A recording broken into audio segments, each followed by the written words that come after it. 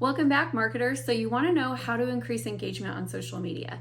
Maybe you're posting and posting and posting and it feels like it's the same exact people that are seeing it every time. Or maybe you've hired a social media agency and they're putting out content, but you're just not seeing the comments come in or the likes come in or really anything come in. You are in the right place. We're going to talk all about how to build engagement today because engagement really is a critical step in the conversion process. And I know you're probably not just doing social media because you want to be Insta famous. You're probably doing it because you are a business owner and you want clients. So let's make that happen.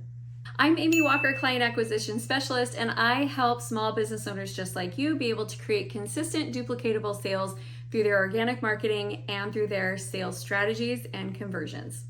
Posting is not a guarantee of engagement. It just isn't, as much as we want it to be. And there are some really common mistakes that people make that lead to low engagement. And if you're going to spend the time creating the content, you might as well get the eyeballs on it. So in today's video, I'm going to be going through the rules for building engagement. I'm going to start by going over the basics, like what are the different types of posts that you need to have? How do you build engagement? Then we're going to talk about the two different strategies that show up on every platform. And we are at the end going to talk through a little bit about the different platforms, what their algorithms look like, so that you can actually give yourself a winning chance. I mean, it's so much work to create content. If no one's going to see it, it can be really super discouraging. So make sure you stay with me until the end because that's where we're going to dive into the specific algorithms for each of the platforms. My very first question for you is, are you actually creating good content consistently? Be honest with yourself. Like, this might sting a little bit. If you are showing up every once in a while with like really wow, amazing content, but it's not consistent, the people might like you, but the algorithm will not. See, that's a disaster waiting to happen.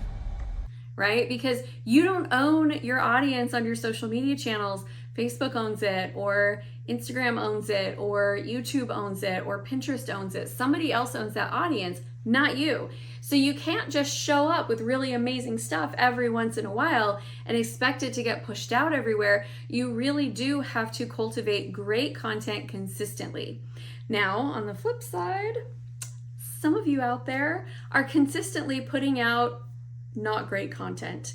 It's not that interesting. You haven't really spent time and energy and effort on it, and you're just slapping stuff out there that's either like, this is my least favorite, pulled from a content bank that you purchased access to, and so you're repurposing the same content that your competitors are also using. No, that's not going to work for anyone. Or you're just like haphazardly throwing stuff off and you're not really being intentional with it. So that is the very first thing we have to do, is we have to create good quality content and we have to be consistent. Now, I know personally, I am not the queen of consistency on a daily basis. I cannot guarantee that I can get up and I can make 3 posts a day for all the different platforms. This is why I bank content. So I will spend one day working on creating all the strategy for my content.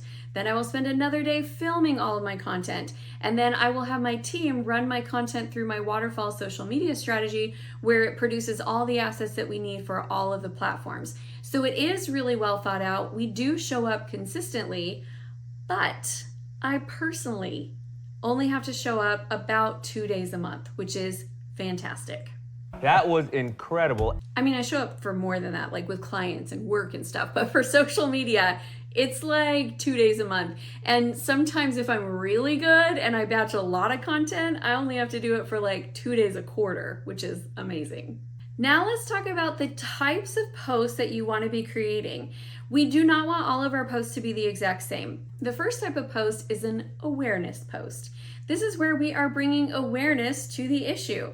There might be people out there that are your potential clients and they're not even aware that there is a problem that needs solving. So this is a lot of times what you want to be a first introductory post. It's not about you. It's not about your product. It's not about your service.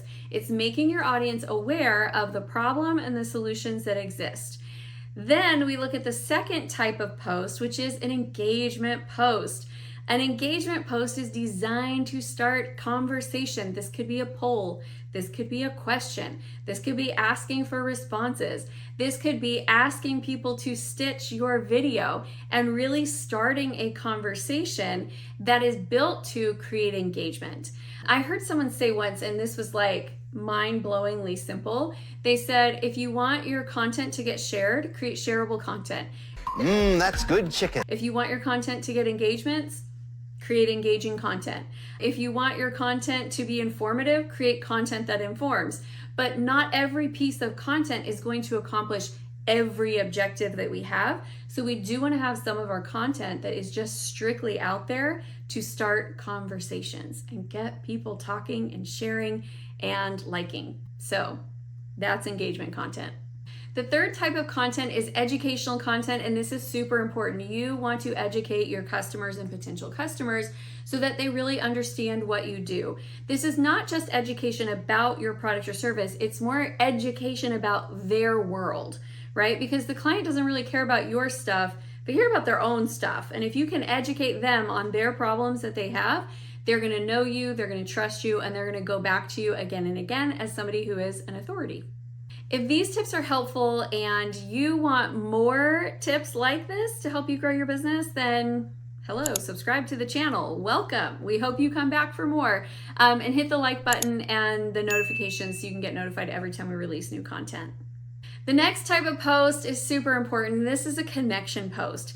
We are tired of the surfacey business environment where everything looks so polished and everything looks so perfect.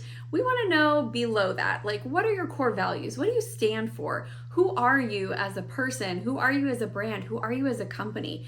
And that is a connection post. That's the goal there, is to humanize you and to help you connect with your audience in a more personal type style.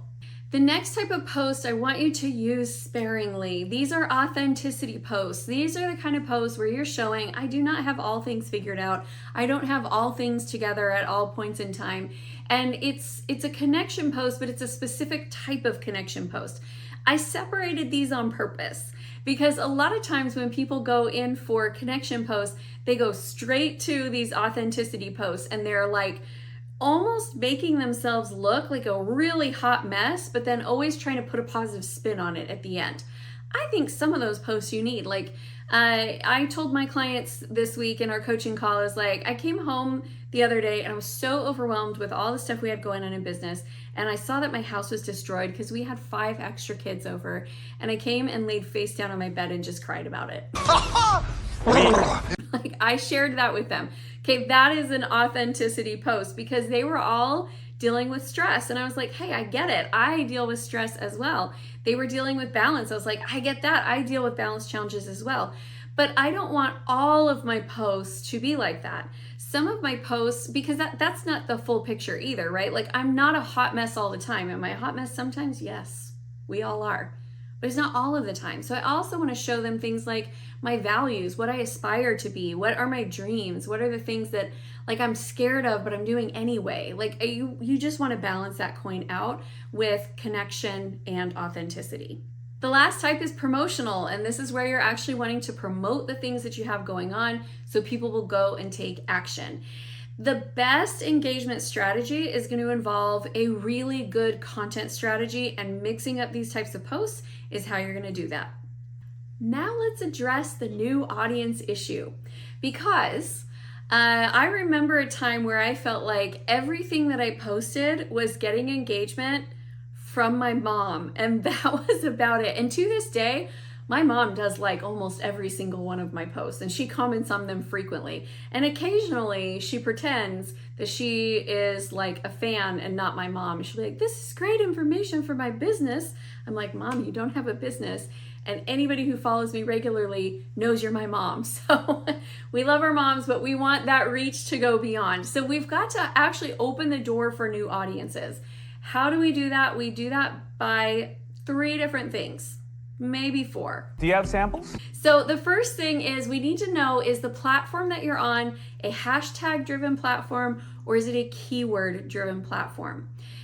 That is basically the way that that platform is going to show people what your video is about. They're going to categorize it. So the hashtag driven platforms are going to be things like TikTok, Instagram, kind of Facebook, definitely Twitter. If you're on Threads I would put into that category as well. And then you have, and also YouTube Shorts.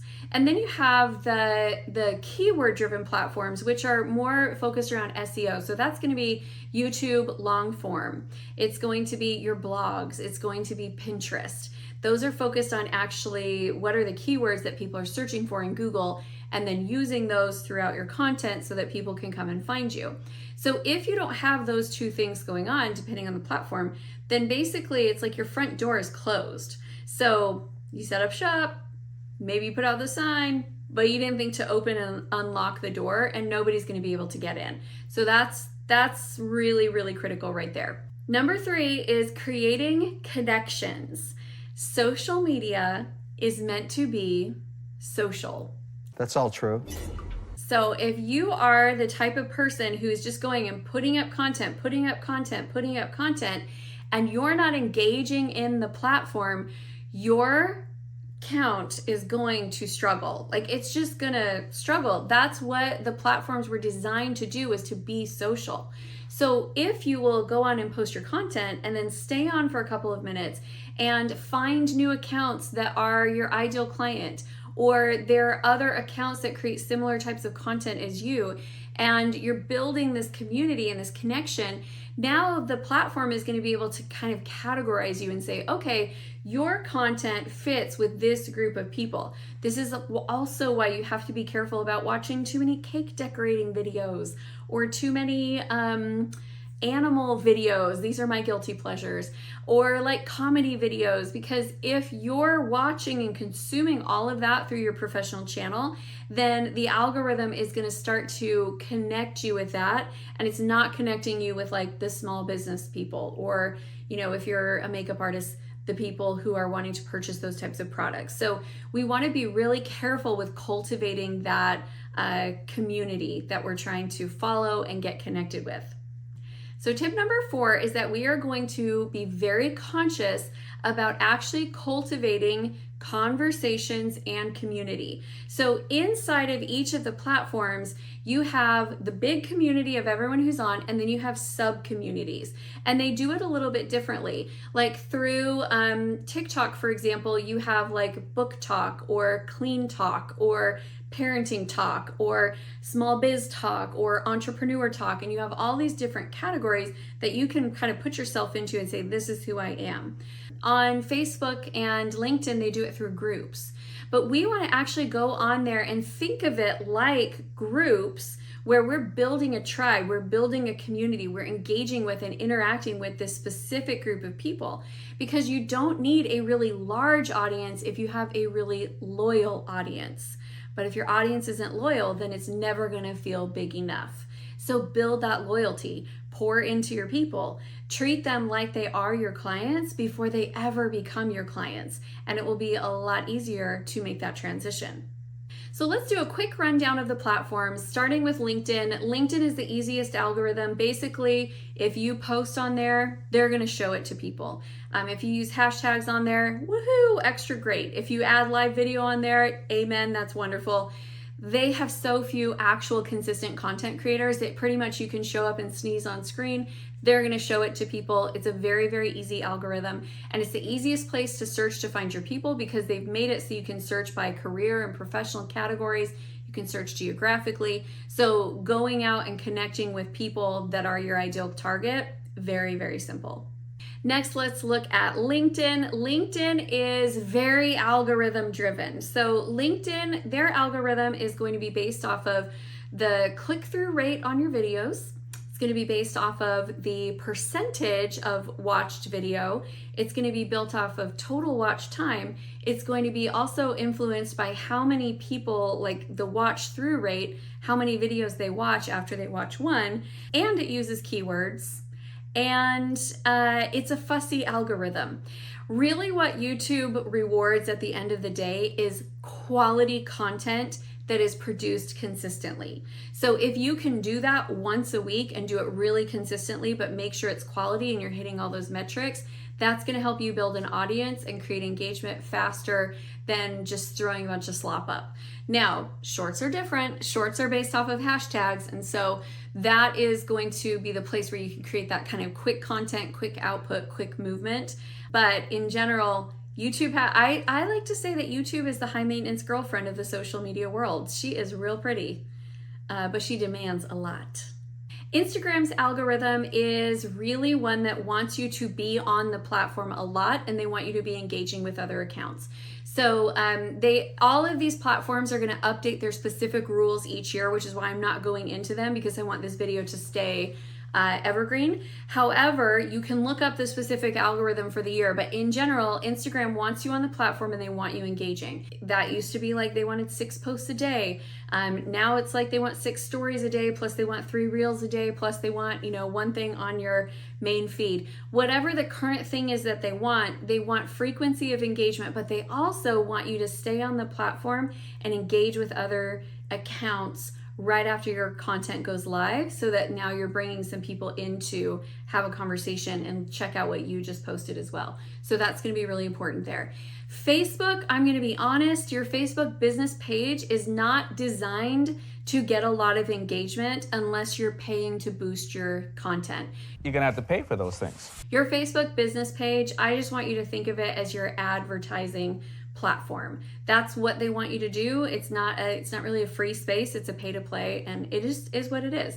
So if you're wanting free engagement on Facebook, I would put it on your personal, I would put it in groups, and I would let your business page be what it is meant to be, which is the place where you run your ads.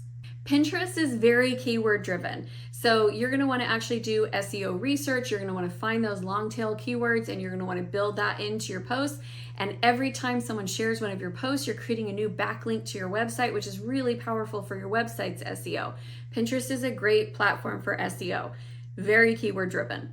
If you are on Twitter, I don't know what to tell you. It's my least favorite platform. And if you are on Threads, I would just say at this point when I'm making this video, we don't really know yet. I mean, I know that there's hashtags on Twitter and Threads, but like I've played around with it just a smidge, and I can't tell what's winning with content, and I'm not interested enough right now about a new platform to really like dive into it. So you're on your own there. Now, social media is incredibly powerful, but like I mentioned at the beginning, I don't want this to be the only thing that you do to bring leads into your business. I think it is a really great prong in a multi-prong approach.